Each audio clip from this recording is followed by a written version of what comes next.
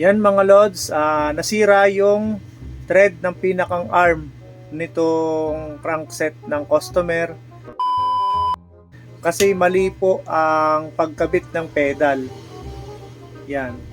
Ang ginawa po kasi ng customer mga idol ay yung left, ito po nakalagay left.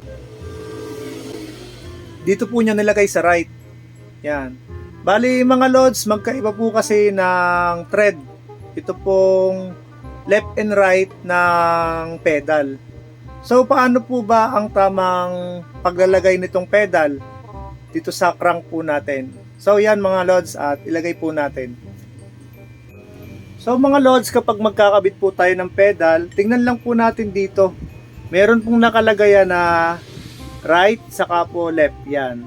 Tapos yung pinakang right po, dito po yan sa may pinakang drive side o sa may chainring po natin para mas madaling tandaan.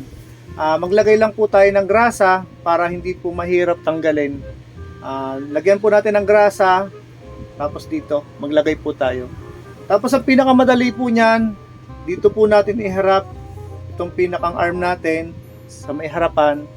Tapos gagamit lang po tayo ng 15 na open wrench. Yan. Minsan po may pedal po na alin lang po yung ginagamit sa is, pero kadalasan po 15 na open wrench. Yan. Ganito lang po ang gagawin natin. Iharap lang po natin doon yung pinakang arm. Yan sa may pinakang fork natin o tinidor. Dito po.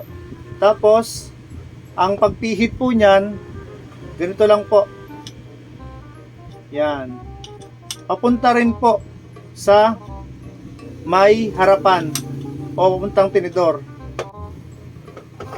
Yan. Yan, ganyan lang po.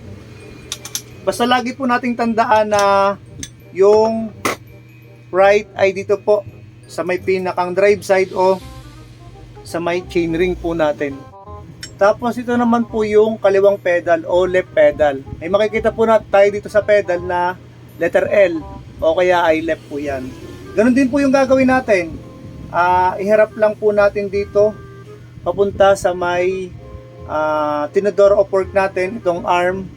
Tapos ang pagpihit po niyan, tapos gagamit po tayo ng 15 na open wrench.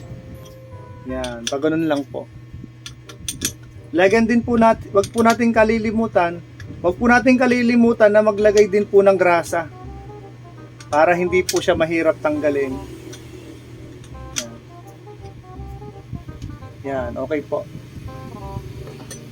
Ganyan lang po kadaling maglagay ng pedal.